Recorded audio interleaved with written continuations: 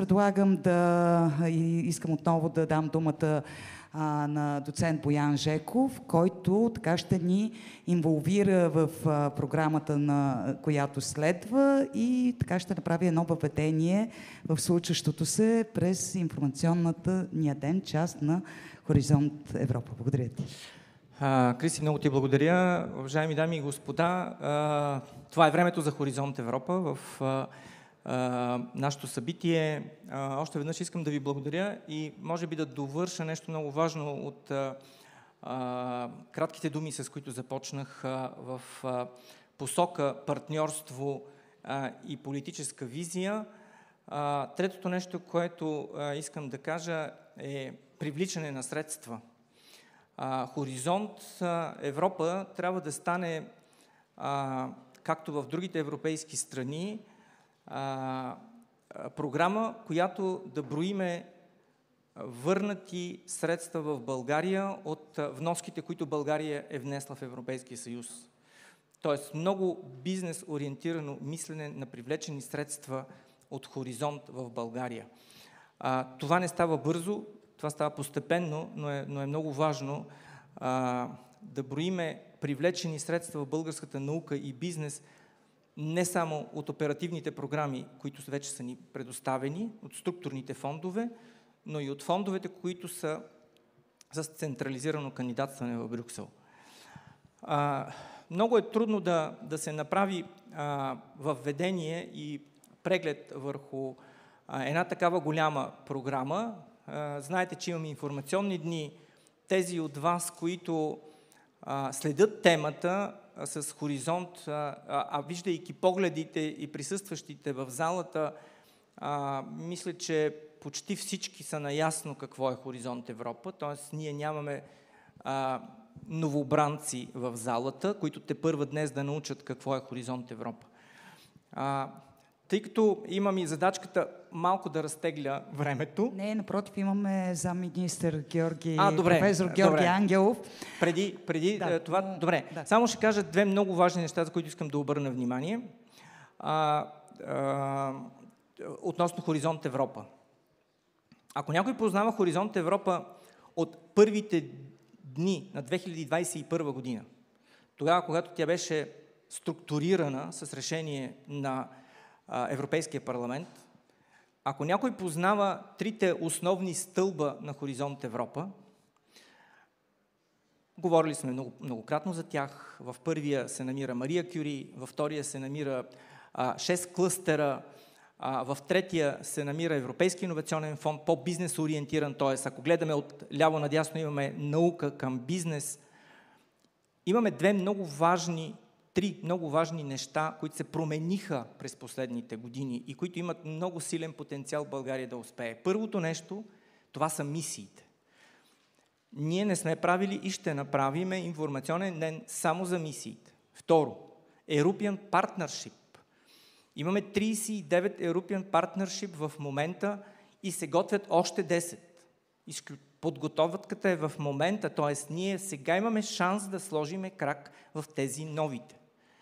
На трето място, това, което вече се прави в България, част от новата европейска иновационна политика, която миналата година Мария Габриел постави, и част от нея са иновационните долини. Ние вече имаме няколко такива сетнати в България. Но те не са само иновационните долини. Програмата е голяма. Тоест, тогава, когато започнете да си попълвате гаповете в съзнанието за Хоризонт, търсете повече какво са мисиите и как ние, България и Министерството на образованието, аз като национален координатор, дирекция наука в лицето на Милена Дамянова, която е тук и почти цялата дирекция е тук, можем да помогнем, за да влезете в мисии, в European Partnership и в другите възможности. Така че това са трите много важни неща, за които искам да обърна внимание, които се различават от общото говорене за Хоризонт Европа. Така, сега, I'm sorry, we have a Deputy Minister of Innovation. The live edition, the live I'd like to invite like Professor Angelov, Deputy Minister of Innovation. It's a very important ministry because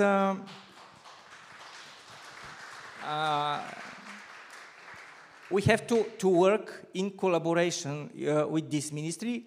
Just for Hadeia and for foreign guests, this is a very new ministry in Bulgaria. And before this ministry, the innovation was under part of innovation related to academy was Ministry of Education and Science, other part of Ministry of Economy. And now we have a special Deputy Minister of Innovation, and he is innovator. Thank you very much. As you know, yesterday I had the honor to take part of the first panel related to the AI and Chips Act. I'm very happy that the conference today is attended by our colleagues ministers. This gives a special insight because spin-offs are very important for fostering innovations.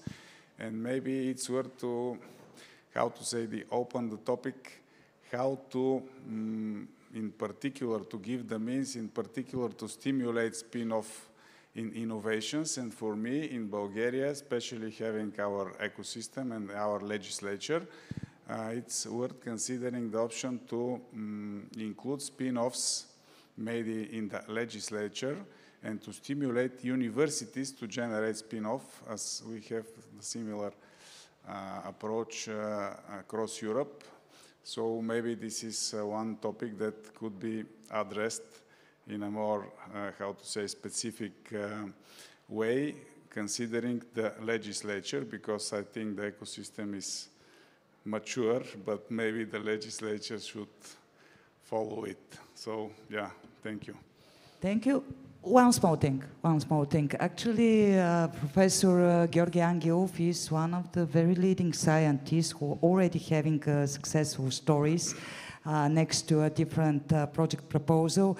As a professor of microelectronics, do you expect Bulgaria to have very strong proposals, probably next to Horizon Europe? Are you plan something like this? What do you think? Where are we in this I expect, in fact, in the area of microelectronics, our ecosystem in Bulgaria is quite active because we see that in the past period, operational program period, we had achieved several centers of excellence and competence, and these were successful.